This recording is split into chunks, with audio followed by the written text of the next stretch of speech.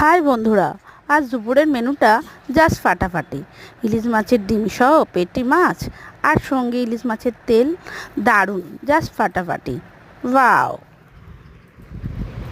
হয়েছে? শোনো, কতক্ষণ বলতে হবে? এতক্ষণ?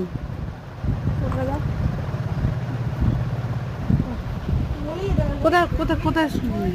আরে পুরোটা তো বলবে। আমার তো ওইটুকুতে শেষ হয়ে যাচ্ছে। হ্যাঁ, হাই বন্ধুরা, আজকের মেনুটা জাস্ট ফাটাফাটি।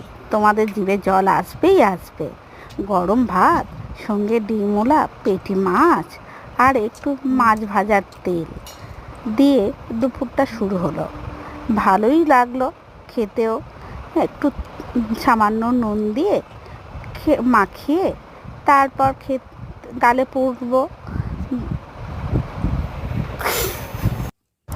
এই যে মাছের তেলটা দিলাম, মাখিয়ে এবার গালে পুরলাম। এর স্বাদ অতুলনীয়, যাকে বলে স্বর্গের কাছে পৌঁছে যাওয়া। Just wow wow wow! আর কি বলবো, এই ইলিশ মাছের তেল দিয়ে আর ভাত খাওয়া যে কি স্বর্গীয় উপহার, সে যে খায় সেই বোঝে। আজ এ দুপুরটা তো জমেই গেল।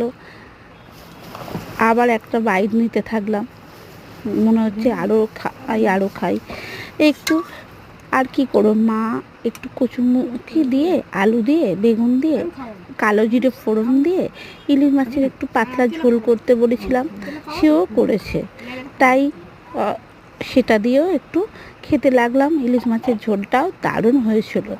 কচুরমুখী এখন পাওয়া যায় না বন্ধুরা, এখন তো অনেক দাম। অনেক খুঁজে খুঁজে বাজার দিয়ে নিয়ে এসেছে আমার বাপি। তারপর আর কি, সেই দিয়ে মা বানিয়েও ফেললো।